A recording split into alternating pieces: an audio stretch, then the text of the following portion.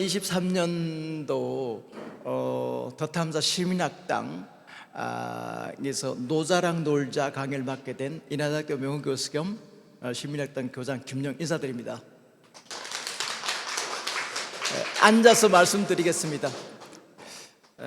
오늘 노자랑 놀자 첫 강의만큼 왜 이 시대에 우리가 노자를 주목해야 되는가, 이런 문제하고 노자란 사람은 어떤 사람이고 노자의 사상은 어떤 사람인지, 그리고 우리가 읽는 노자의 텍스트가 어떻게 형성되어 있는지, 이런 문제를 1차 시에 여러분들에게 말씀드리고 또 질문이 있으면 질문을 받고 이렇게 해보도록 하겠습니다.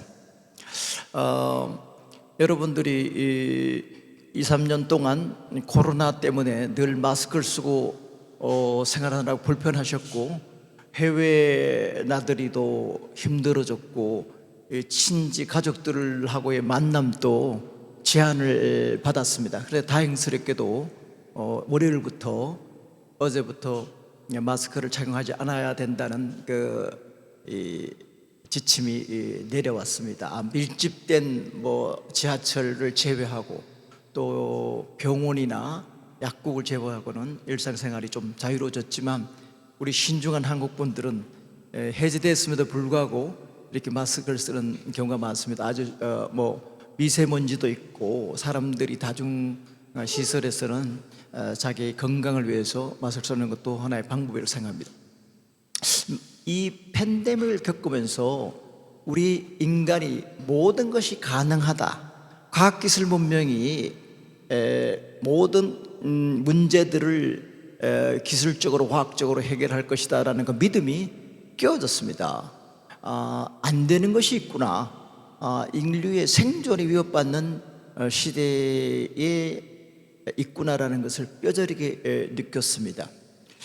자연이 이 병이 들면 인간이 병들 수밖에 없고, 우리 인간의 생명이 가장 존귀한 가치인데 그 생명 자체가 위협받는 그런 상황에서 과연 과학기술의 발전이 무슨 의미를 가지는가, 이런 걸 생각하게 되었습니다. 최근에 여름에 되면 기후위기 때문에 폭우라든지 한발이라든지 이런 것들이 자주 일어납니다. 옛날에는 사과가 저 대구 쪽에서 생산됐지만 요새는 저 강원도 쪽에 평창에 이런 데 와서 사과 생산이 되기 시작하고, 제주도에서 재배하던 감귤이 우리 한반도 남쪽에 경상남도나 전라남도 쪽에서 재배될 정도로 기후 온난화 현상이 심합니다. 남북극의 해빙으로 말미암아 해수면이 상승돼 가지고 태평양의 산호섬이 잠기게 되고요, 알프스의 만년설이 녹아서 이 해수면의 염도가 떨어져서 대륙에 결한 작용이 일어나서 갑작스러운 추위 같은 것들이 오기도 합니다. 이런 것들이 우리 석탄을 비롯한 탄산가스 배출을 너무나 많이 해서 지구가 온난화되었기 때문에 그런 거 아니겠습니까? 그래서 일상적으로 겪는 이 기후위기, 생태위기 속에서 이 노자라는 그 사람이 가지고 있었던 생태적인 사유, 이것을 재음미해 볼 필요가 있겠다, 이런 생각을 하게 되는 것 같습니다. 노자가 우리 인간이 추구해야 될 가치가 세 가지가 있는데요, 첫째는 자비로움. 이것은 유교에서 말하는 인이라든지 불교에서 말하는 자비하고도 같습니다만은 사랑하는 마음, 남을 존경하고 아끼는 마음, 이게 첫 번째 가치이고, 두 번째가 검소함이라고 했습니다. 세 번째가 불가미 천하선, 천하에서 앞서려고 하지 않는 것, 겸손한 것, 낮추는 것, 부드러운 것, 이것이 세 가지 가치라고 했는데, 그 세 가지 가치 중에 저는 다른 성인들과 다른 노자만의 독특한 철학이 뭐냐면 검소함이라고 해요. 검소함이라는 것이 뭐냐면 이 주석에 보면 유의불용자, 있으면서도 쓰지 않는 것, 쓸데없이 과소비하지 않는 것. 우리가 살아가면서 재화를 사용하고 물건을 쓰고 뭐 그래야지 살 수가 있지 않겠습니까? 그런데 필요한 만큼 이상을 탐욕 때문에 많이 먹고 많이 쓰고 많이 낭비하다 보니까 이게 지구가 병들고 온난화되고 살기 어려워진 생태위기 시대를 갖게 되어서 이 노자가 가지고 있는 검소함이라는 이 가치가 정말 현재적인 의미를 지닌다, 이렇게 볼 수가 있을 것 같습니다. 이 자연과 인간의 공존 공생, 인간 위주의 사고방식에서 인간과 만물이 일려 같다는 생각을 가질 필요가 있습니다. 조선 후기에 홍대용이라는 그 실학자가 있는데요, 이 홍대용 선생은 이런 말을 했습니다.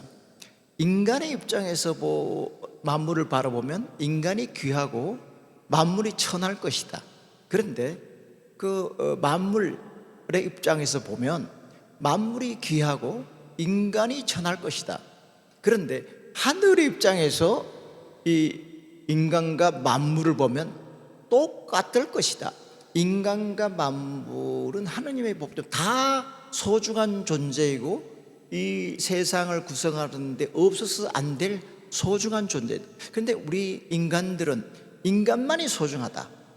만물도 다 개체고 이용하고 남벌하고, 요즘 또 설악산에 케이블카를 설치하는 문제를 가지고 논란이 되고 있고, 제주도의 비자림 앞에 도로를 내면서 오랫동안 자랐던 나무들을 벌목하는 일들이 벌어져서 환경운동가들이나 시민들이 반대하는 일들이 벌어지고 있죠.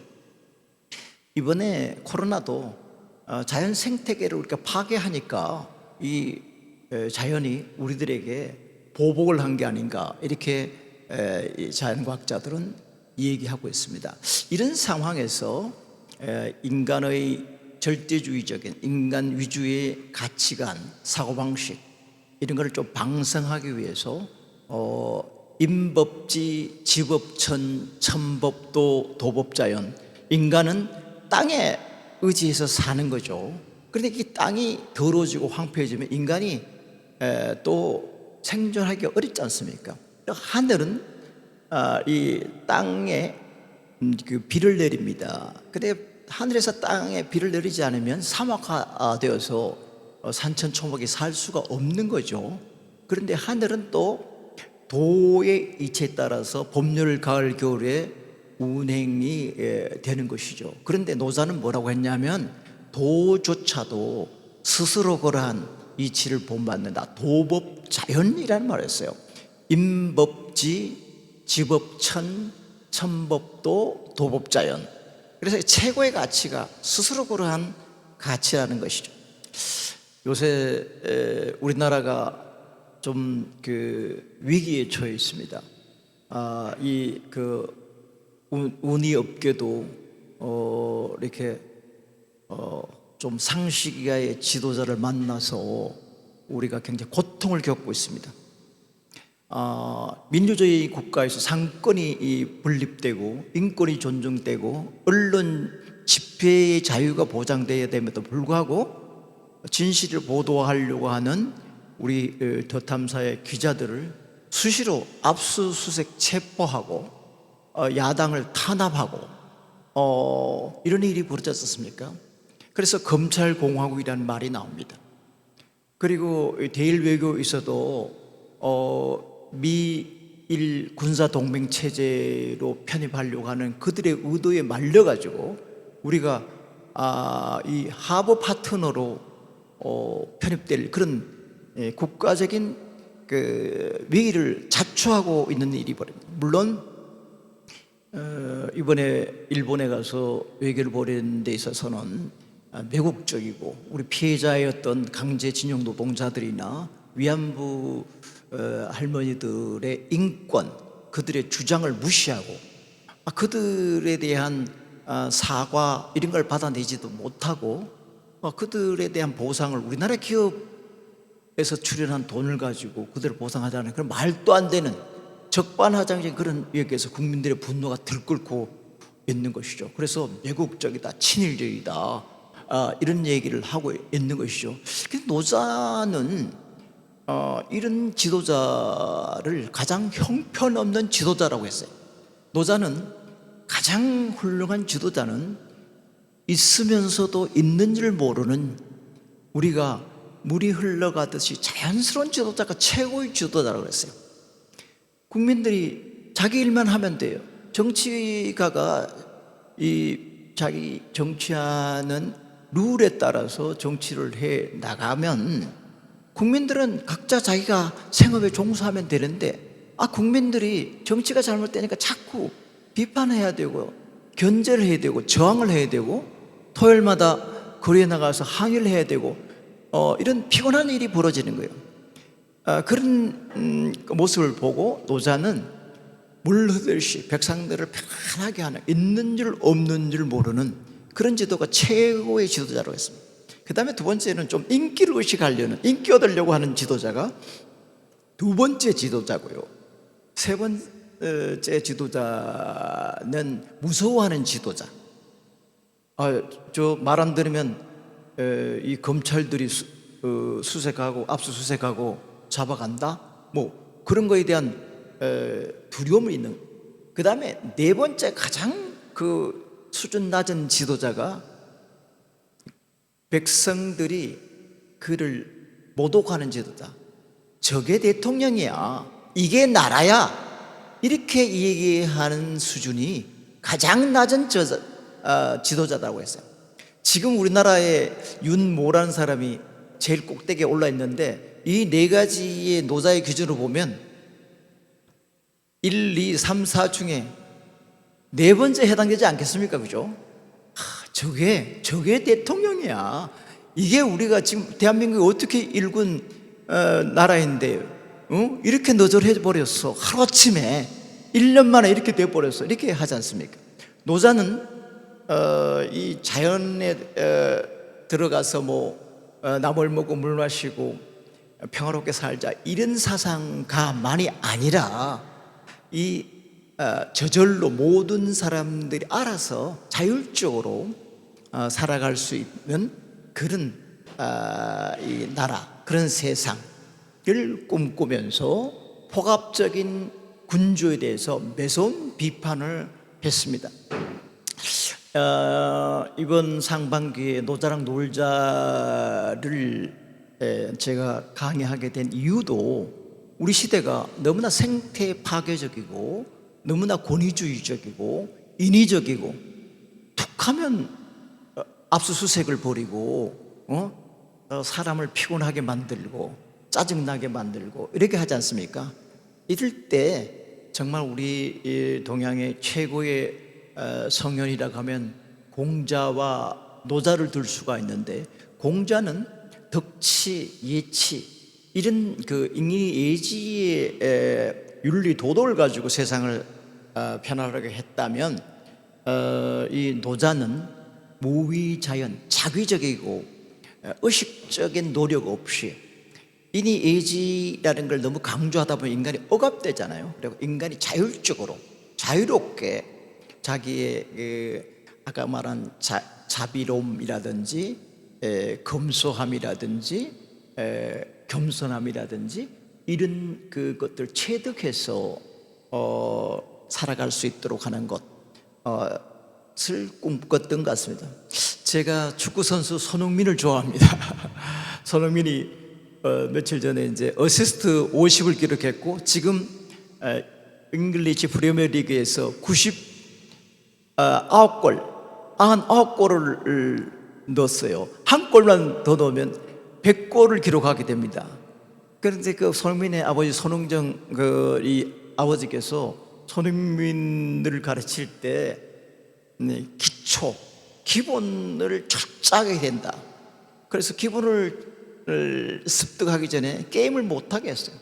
그래서 왼발 오른발 연습을 얼마나 시켰는지, 딴 선수들은 왼발잡이 오른발잡이 있지만 손흥민의 경우는 왼발 오른발에 다 잘 써요. 그리고 킥이 굉장히 정확하죠. 지난주 있었던 그 사우스햄튼 전에서도 손흥민의 어시스트를 기록했습니다. 굉장히 정확, 코너킥을 전담하잖아요. 그런데 손흥민이 코너킥을 비롯한 킥을 정확히 찾는 것은 뭐 저절로 그렇게 된 것이라고 생각할 수도 있지만 사실은 피나는 노력, 연습의 결과입니다.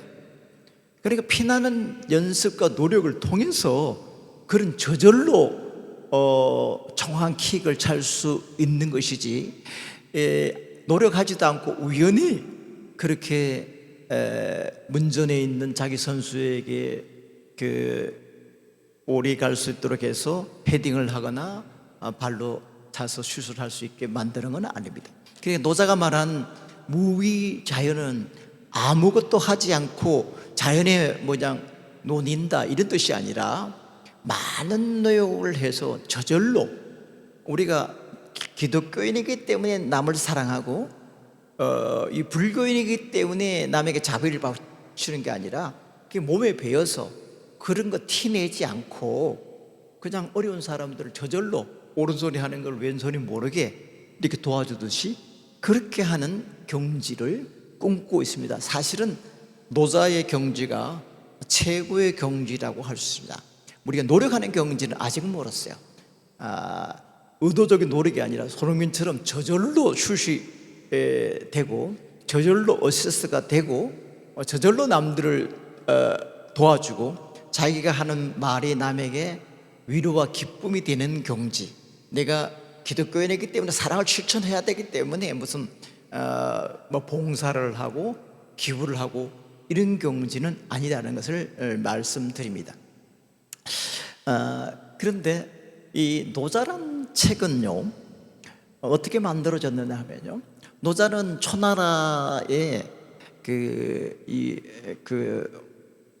지역에 살았는데 하은주, 중국의 고대의 국가 중에 하나라, 은나라, 주나라 중에 주나라 말기에 그 요새 말하면 도서관의 라이브러리언, 이 사서 장서인이었습니다.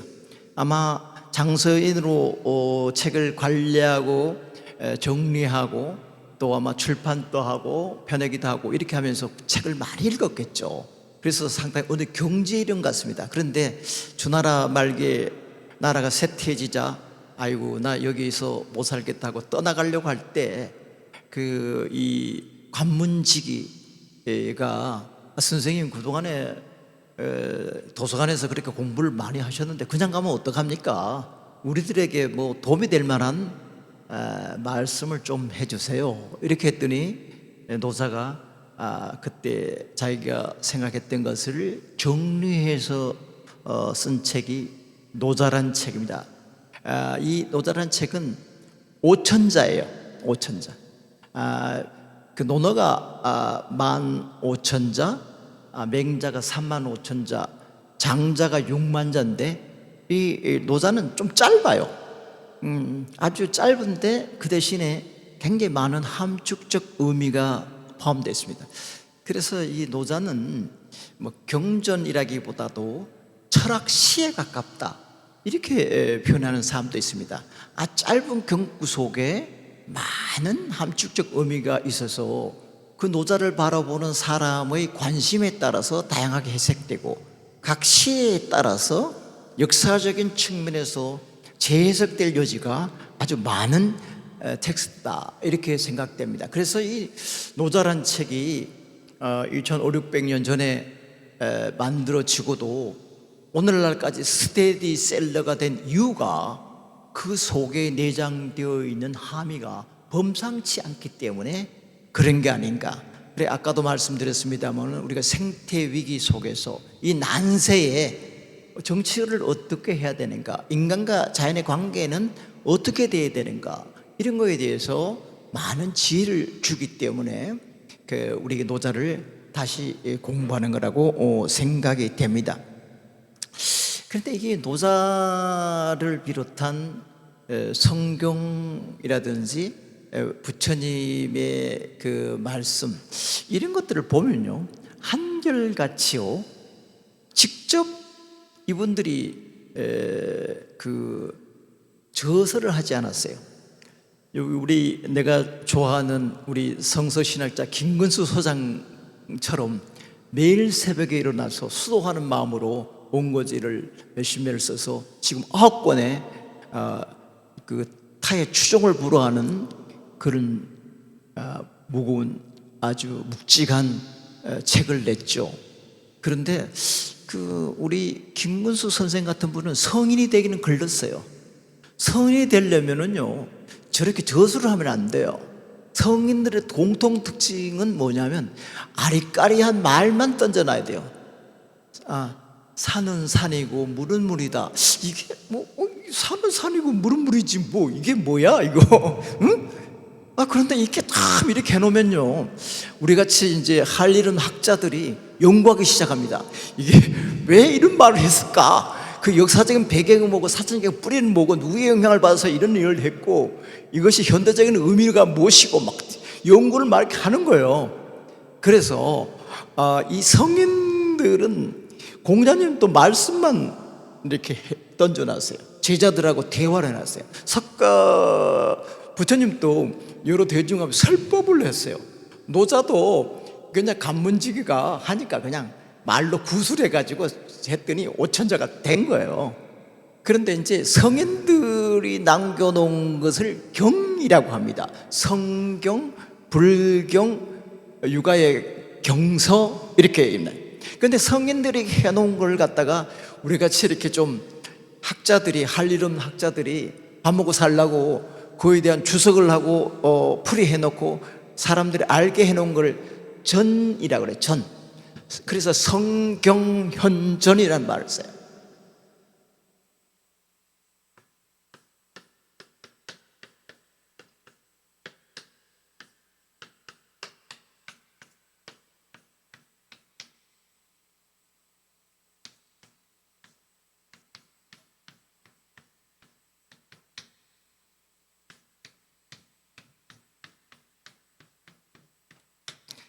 이 경이라는 것은 우리가 경위를 가린다, 시줄 날줄 할 때 경이잖아요.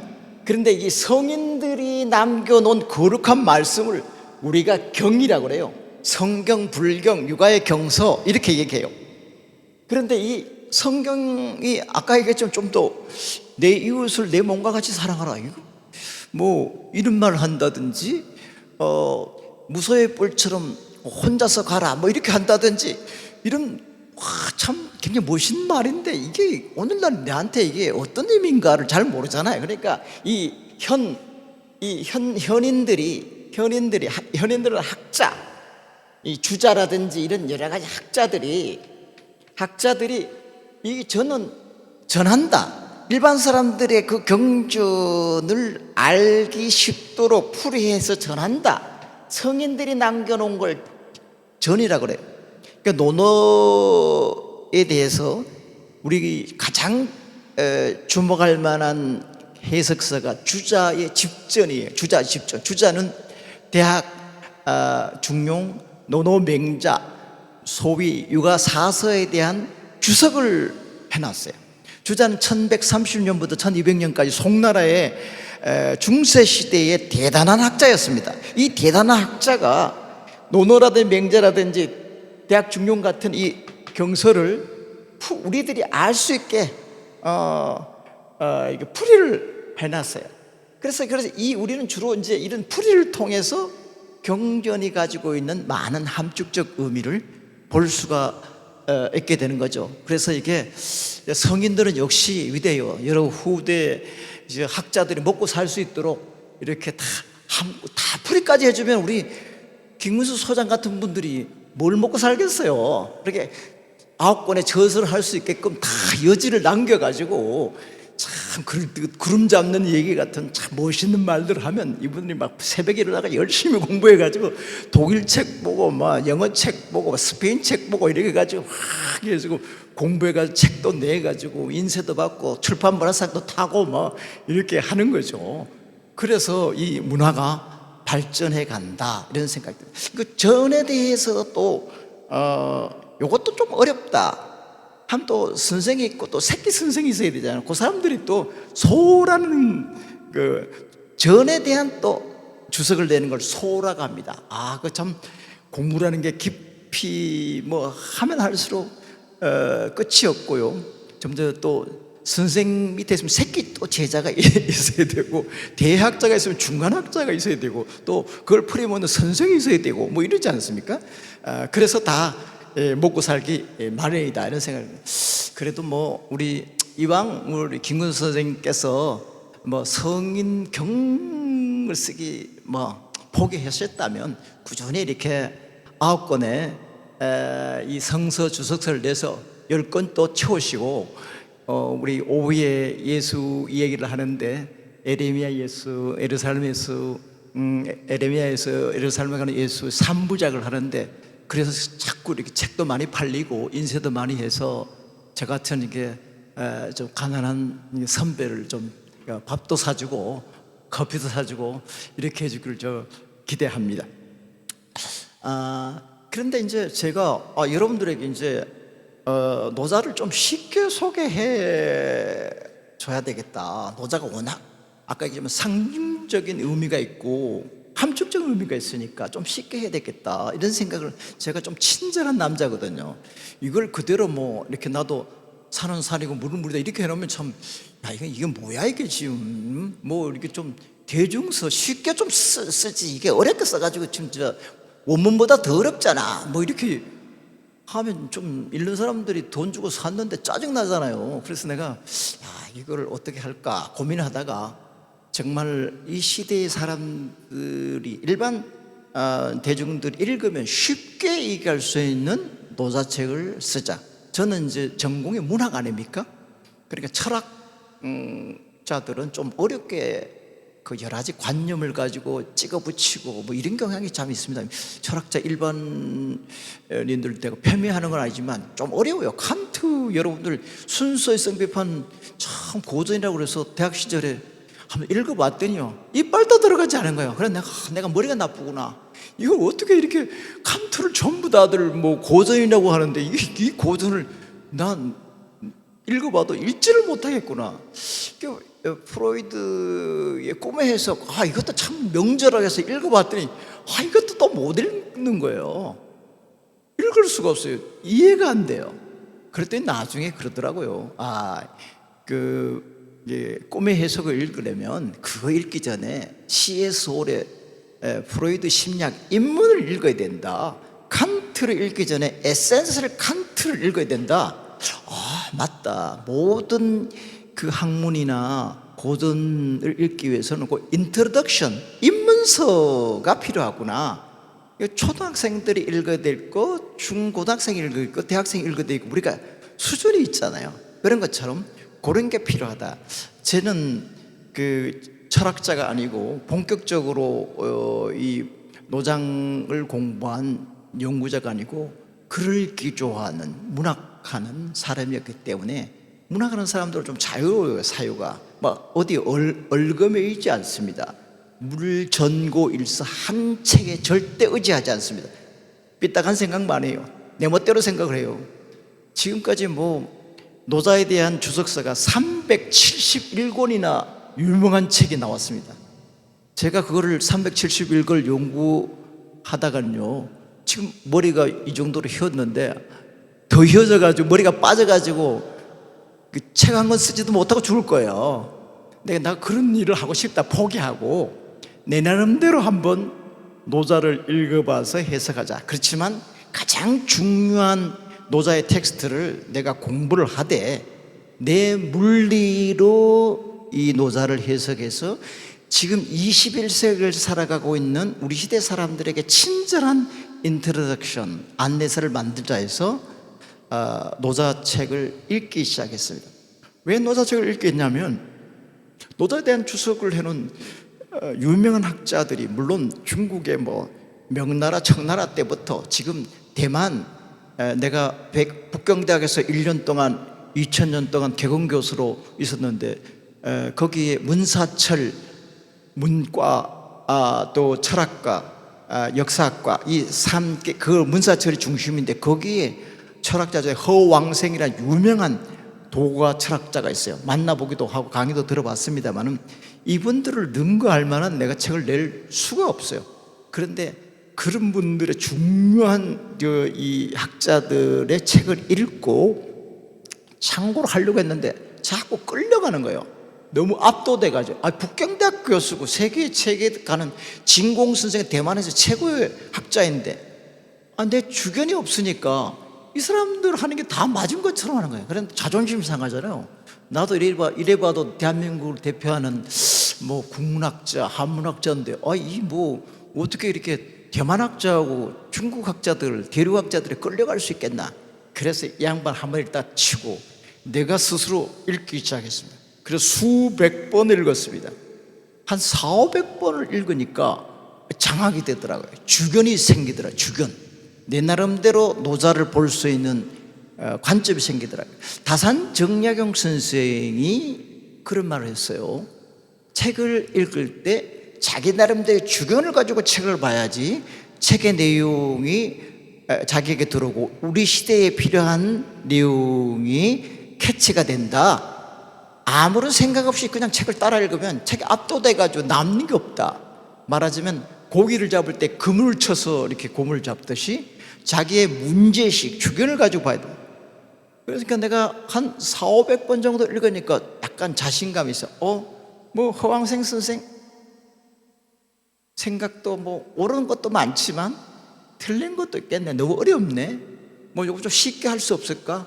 그래서 내 나름대로 그 노자의 전체 81장의 제목도 달고요, 내용도 아주 부드럽게 현대적으로 소개하고 이렇게 했습니다. 그리고 이 책을 초고를 쓰고 난 뒤에 2~3년 동안 여의도 색강 생태공원에 거기서도 교장 노릇을 했는데 노자 강의를 하면서 강의를 통해서 거르고 정리하고 소화해서 이 책을 작년 봄에 내게 되었어요. 그때 내가 서문에도 썼습니다마는 나는 또 다른 해석서를 내려는 게 아니라 이 21세기 생태위기 속에 살고 있는 사람들에게 친절한 노자 안내서를 내는 걸 목표로 한다. 그래서 여기에 어려운 한자들은 좀 쉬운 한자들로 바꾸고요, 그 중국에 취할 것은 취할 거고 버릴 거는 버린다. 왜냐하면 나 자신이 있으니까. 나는 나름대로 한 500~600번 읽었고 이번 강의를 하기 위해서도 집에서 또 몇 번을 읽었거든요. 아마 이번 연말쯤 되면 한 1000번을 돌파하지 않을까. 뭐 그러면 나도 나름대로 일가를 가졌다라고 자부심을 가지고 그분들하고 얘기를 해도 뭐 나는 내 나름대로 이런 생각 때문에 이렇게 해석했다고 할 수가 있을 것 같습니다. 여러분들 아마 보시면 이 책이 일세를 내어서 한 달 만에 매진이 되었습니다. 그래서 아마 이게 왜 그랬냐면 그동안에 노자의 책들이 번거로운 주석서들이 워낙 많고 양은 많은데 읽기가 불편했거든요. 그런데 이건 컴팩트하게 냈기 때문에 사람들의 호응을 받는 거 아닌가. 그래서 이번 이 시민학당의 봄학기에 이 노자책을 가지고 공부하면 뭐 그런 대로 재미있어 하지 않을까 하는 기대를 가지고 강의를 하게 됐다는 말씀을 드립니다.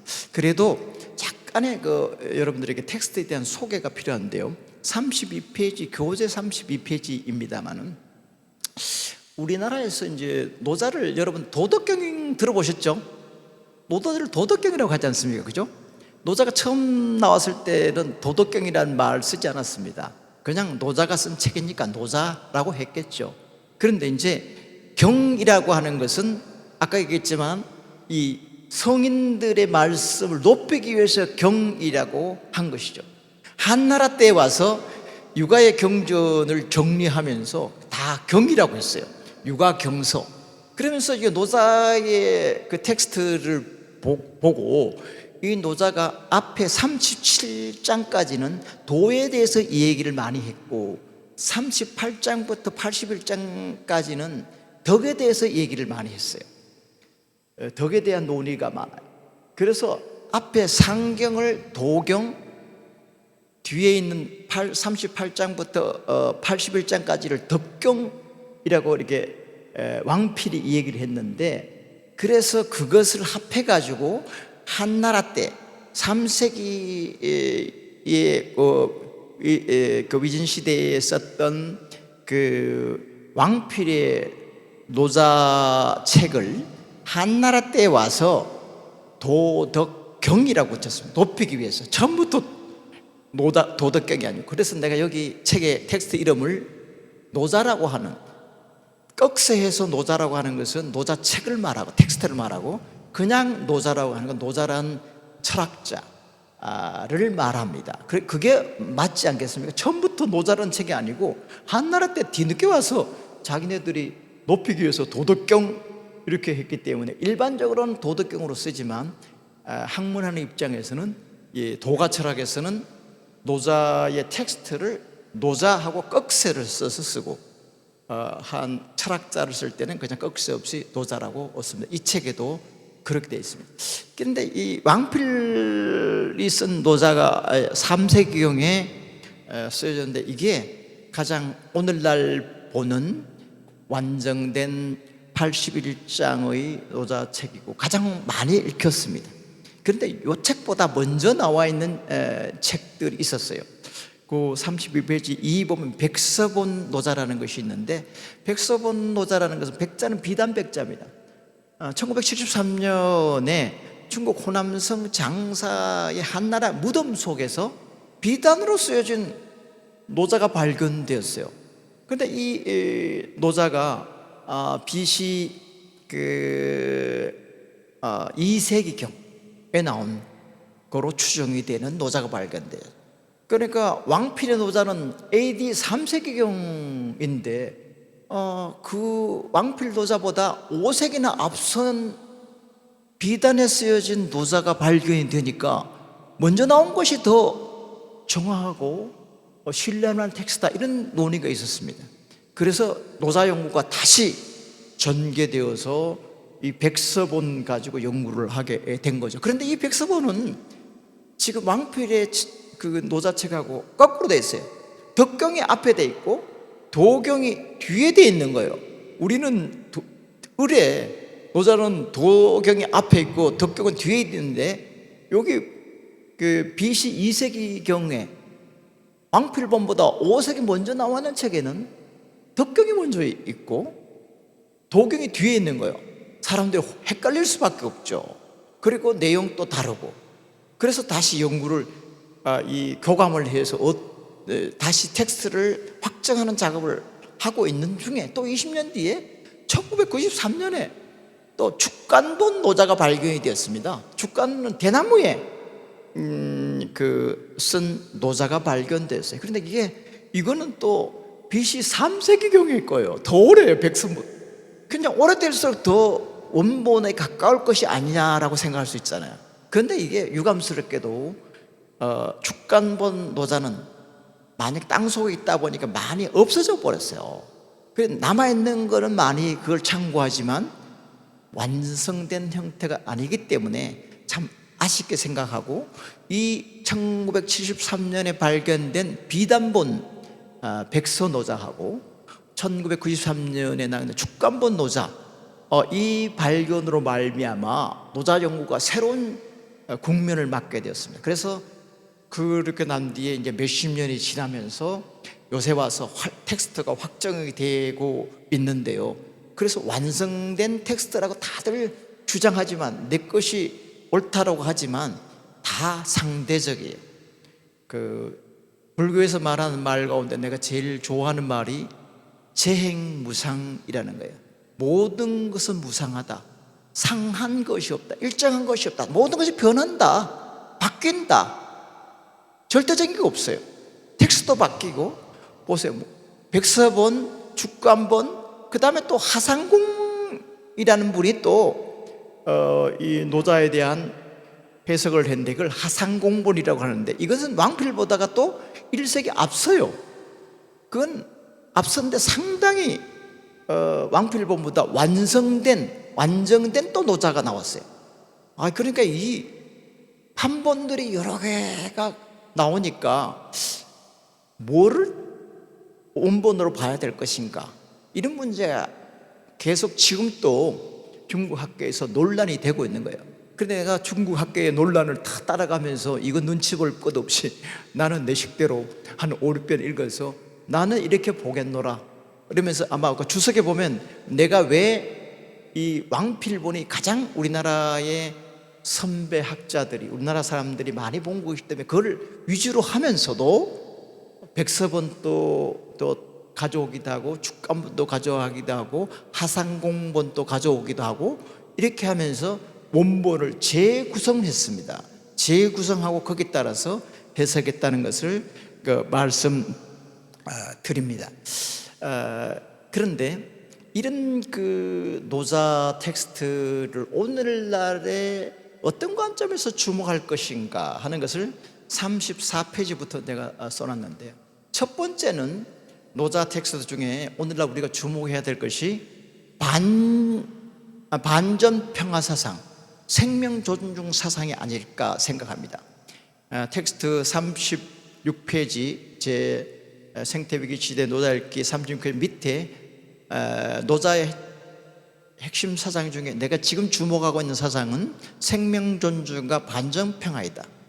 생태적 위기에서 이 노자가 가지고 있는 사람의 생명은 부드럽고 약하지만 생명이라는 것은 덕의 빛이다 라는 그런 노자의 생명 존중 사상을 우리가 주목해야 되지 않을까.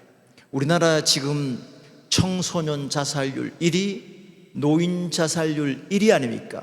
노동자들이 매일 산업 현장에서 죽고 있고 건설 노동에 추락하고 있습니다. 일을 하는 것은 먹고 살기 위해서 일을 하는 건데 그 하청을 주고 하청을 두고 임금을 줄이고 이렇게 하다 보니까 김영건 같은 노동자들이 산업 현장에서 죽고 있어요. 우리 생명 가치를 좀 더 높이고 존중하고 기업가들이나 모든 사람이나 언론이나 정치가들이 하면 그 사람들의 노동시간을 윤석열처럼 늘릴 것이 아니라 사람들 휴식을 가지고 줄이고 한 사람이 어려운 그 열악한 환경 속에서 갔을 때, 위험에 있을 때 한 사람이 지켜볼 수 있도록 두 사람이 같이 근무하게 한다든지 이런 식으로. 그리고 빌딩을 지을 때 거푸집이라든지 지지대 같은 것들도 날림을 할 것이 아니라 돈이 좀 덜 들어도 또 튼튼한 거로 해서 사람들이 추락하지 않도록 하는 것, 이런 것들이 다 노자를 공부하게 되면 기업가들이나 일반 지식이나 언론인들이나 정치가들이 한다면 그렇게 할 거라는 거예요. 그리고 우리나라가 지금 상당히 미국과 중국의 패권 전쟁 속에서 미국의 하위 파트너로 만들려고 미국이 미일 동맹막을 강화하면서 우리를 거기 자꾸 끌어들이려고 하잖아요. 독도 주위에서 해군을 동원해가지고 전쟁 연습을 하고 공격 연습을 하면서 독도도 이름도 표기를 닭개심이라고 이렇게 하고, 나중에 만약에 이 전쟁이 일어나면 독도를 자위대의 전초기지로 삼으려고 하는 그런 엄중한 수작을 벌이고 있기 때문에 우리 분노해가지고 시민들이 거리로 나오고 있지 않습니까? 이런 때에 평화가 얼마나 소중한 것인가. 어떻게 못났으면 남북끼리 총불을 겨누리고 일본이 우리나라를 침략하던 일본이 다시 재진출할 수 있도록 이렇게 윤관놈이 엉터리같이 이런 매국 친일 외교를 벌이고 있겠습니까? 그러니까 어제 정의구현 전국사재단에서 윤가 퇴진하라고 신부님들이 나선 거죠. 그리고 이 노자에서 우리가 또 주목해야 될 것이 36페이지에 있습니다. 부드럽고 겸허한 삶. 이 딱딱하고 경직되고 명령 과잉의 시대에 부드럽고 겸허한 삶을 우리가 본받아야 되겠다.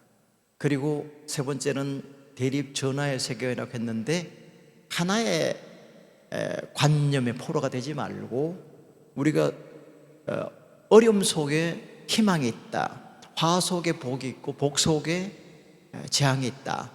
우리가 교만하지 말고 어려움을 참고 견디면 뭐 부식인대치처럼 미래가 있다라는 것을 노자는 가르쳐주고 있습니다. 그리고 이 노자는 지식뿐만 아니라 도를 추구할 것을 강조했어요. 지식이라는 건 정보가 늘어나지만 도는 비워내는 거다. 마음 공부라는 건 자기를 비워내는 거다. 자기중심주의를 비워놓고 남을 생각하고 자연을 생각하는 거다. 그리고 다섯 번째는 의도적으로 자기적으로 티내지 않고 스스로 그러하게 뭐 일을 해놓고 내가 잘했어, 내가 했어, 내 공이야, 엉터리 같은 외교를 하고 가서 내가 잘한 거야, 미래를 위해서 했다, 이렇게 거짓말하고 사기치고 이러지 말고 정말 우리나라 사람들이 사는 길이 무엇인가를 생각, 그 뜻을 들어서 그렇게 정치를 하는 게 좋다. 그리고 너무 거대의 사회가 아니라 이 작은 Small is beautiful, 작은 것이 아름답다. 너무 크고 위대하고 뭐 이런 것이 아니라 작은 것을 소중히 여기는 그런 게 필요하고, 이런 것들을 표현하는 방법은 성경도 그렇습니다만은 예수님이 비유를 통하지 않고 말씀하지 않으셨다고 했지만 그냥 사람이 착하게 살아야 된다 이렇게 하면 누가 잘났네, 뭐가 잘났다, 자기가 잘났다 내보고 착하게 살라고 그래 그러잖아요. 이렇게 우화라든지 이렇게 반어법이라든지 비유를 통해서 역설적인 표현을 통해서 노자는 함축적인 그 언어 사용을 통해서 우리에게 깊이 있는 상상력을 제고해 줬다. 그런 것이 노자의 특징이 아닌가 이런 생각을 갖게 됩니다. 오늘 첫 시간에는 우리가 다시 노자를 읽는 이유, 노자 텍스트를 확장하게 된 과정, 노자 사상의 핵심적인 사상에 대해서 말씀드렸습니다. 그래서 이게 2차 시에는 본격적으로 노자 제1장을 보면서 노자가 오늘날 우리 시대에게 뭐를 말하는지를 여러분들하고 생각해 보도록 하겠습니다. 다음 시간에 만나겠습니다. 감사합니다.